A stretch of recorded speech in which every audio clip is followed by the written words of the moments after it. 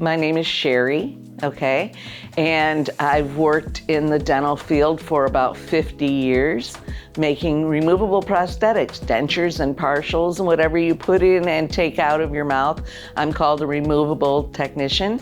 I love making dentures. I can't tell you the kind of satisfaction it brings me. It's unbelievable. I will never retire from this position. So I've worked at many dozens of dental offices over the years, all over Southeast Michigan.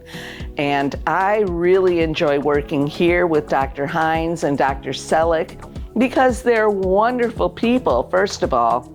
I think the two of them together, and including myself, can really cover any situation and any problem that you might have in your mouth. So working here has really been one of the highlights of my career.